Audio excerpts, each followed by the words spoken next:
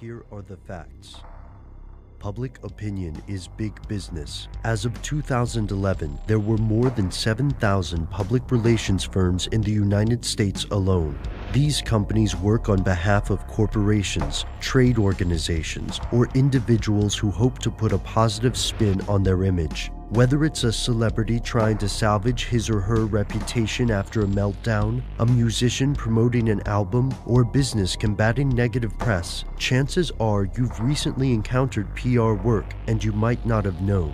There's no denying the importance of this multi-billion-dollar industry, but what exactly is it? How does it work? And who invented it? Here's where it gets crazy. The art of modern public relations can be generally traced to one man, Edward Bernays. There were other earlier innovators, but none altered the social landscape of North America as profoundly.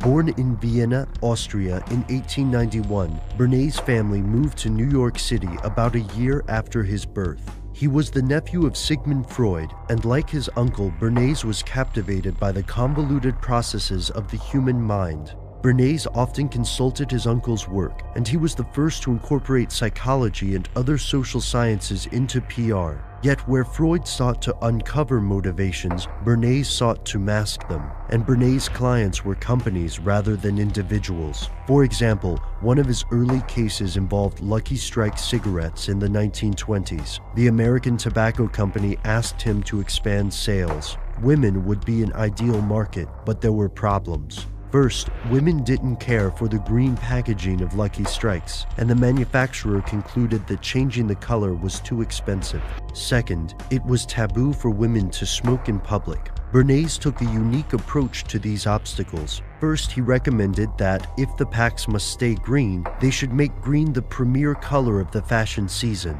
During his Green Ball campaign, Bernays convinced French designers to incorporate green into their latest fashion lines, and not just any green, but the specific dark green shade of Lucky Strike packaging. He also engineered a green gala at the Waldorf Astoria, featuring some of society's most prominent tastemakers. To address the problem of smoking in public, he linked Lucky Strike cigarettes to the women's liberation movement, arranging for young women to march down Fifth Avenue, smoking and calling the cigarettes torches of freedom. Instead of appearing to sell cigarettes, this seemingly spontaneous march appeared to be a part of the struggle for gender equality.